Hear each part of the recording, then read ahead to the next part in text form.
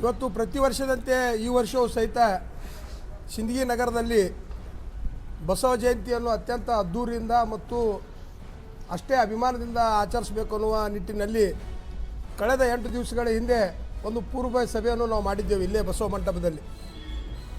ಆ ಒಂದು ಸಭೆಯಲ್ಲಿ ಗೌರವಾನ್ವಿತ ಎಲ್ಲ ಹಿರಿಯರು ಈ ವರ್ಷ ಒಂದು ವಿಶೇಷವಾದ ಬಸವ ಜಯಂತಿಯನ್ನು ನೆರವೇರಿಸಬೇಕು, ಇವತ್ತ ಮೆರವಣಿಗೆ ಮತ್ತು ಧ್ವಜಾರೋಹಣ, ಅದರ ಜೊತೆಗೆ ಸಾಯಂಕಾಲದ ಕಾರ್ಯಕ್ರಮ, ಈ ಎಲ್ಲ ರೂಪುರೇಷೆಗಳನ್ನು ಈಗಾಗಲೇ ಸಿದ್ಧಪಡಿಸಿದ್ದು.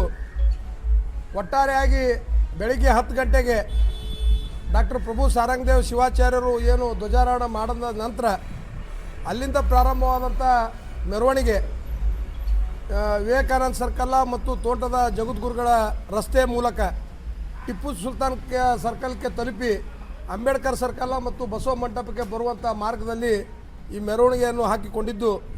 ಮೆರವಣಿಗೆ ನಂತರ ಇವತ್ತು ಎಲ್ಲ ಬಸವಾದಿ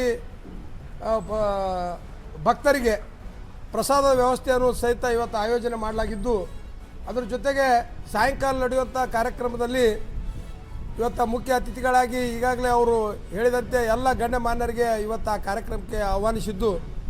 ಒಟ್ಟಾರೆಯಾಗಿ ಇಡೀ ಸಿಂದಗಿ ತಾಲೂಕಿನ ಮಹಾಜನತೆ ಆ ಮೆರವಣಿಗೆ ಕಾರ್ಯಕ್ರಮದಲ್ಲಿ ಭಾಗವಹಿಸಬೇಕು.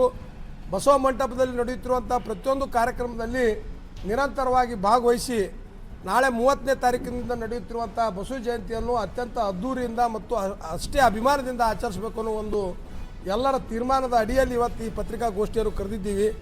ಇವತ್ತು ಬಸವ ಜಯಂತಿ ಕಾರ್ಯಕ್ರಮ ಇವತ್ತು ನಮ್ಮ ಬಸವ ಮಂಟಪದ ಎಲ್ಲ ಹಿರಿಯರು ಕಳೆದ 20-30 ವರ್ಷಗಳಿಂದ ನಿರಂತರವಾಗಿ ಭಾಳ ಒಳ್ಳೆಯ ರೀತಿಯಿಂದ ಇವತ್ತು ನಡೆಸ್ಕೋತ ಬಂದಿದ್ದಾರೆ. ಅವರಿಗೆ ನಾವು ಹೆಗಲಿಗೆ ಹೆಗಲು ಕೊಟ್ಟು ನಾವೆಲ್ಲರೂ ಎಲ್ಲ ಸಮಾಜದ ಪ್ರಮುಖರು ಅವರಿವರೇ ಅನ್ನದೇ ಎಲ್ಲ ಬಸವ ಪ್ರೇಮಿಗಳು ಆ ಕಾರ್ಯಕ್ರಮದಲ್ಲಿ 29-30ನೇ ತಾರೀಕು ಅಂದರೆ 29ನೇ ತಾರೀಕಿಗೆ ಏನು ತಯಾರಿ ಮಾಡಬೇಕು ಮೆರವಣಿಗೆ ಅನ್ನೋದು ಅದ್ರ ಬಗ್ಗೆ ಇವತ್ತು ಸಭೆ ಕೂಡುವುದು. 30ನೇ ತಾರೀಕು ಇಡೀ ದಿವಸ ಬಸವ ಮಂಟಪದಲ್ಲಿ ನಡೆಯುತ್ತಿರೋ ಕಾರ್ಯಕ್ರಮ ಮತ್ತು ಮೆರವಣಿಗೆ ಕಾರ್ಯಕ್ರಮದಲ್ಲಿ ಇಡೀ ಸಿಂದಗಿ ತಾಲೂಕಿನ ಎಲ್ಲ ಮಹಾಜನತೆ ಆ ಒಂದು ಮೆರವಣಿಗೆ ಉತ್ಸವದಲ್ಲಿ ಭಾಗವಹಿಸ್ಬೇಕಂತೇಳಿ ಈ ಪತ್ರಿಕಾಗೋಷ್ಠಿ ಮೂಲಕ ನಾನು ಕರೆ ಕೊಡ್ತಾ ಇದ್ದೀನಿ. ಅದ್ರ ಜೊತೆಗೆ ಇವತ್ತು ಎಲ್ಲ ನಮ್ಮ ಮಾಧ್ಯಮದ ಮಿತ್ರರು ನಮ್ಮ ಒಂದು ಕರೆಗೆ ಹೋಗೊಟ್ಟು ತಾವು ಸಹಿತ ಬಂದಿದ್ದೀರಿ.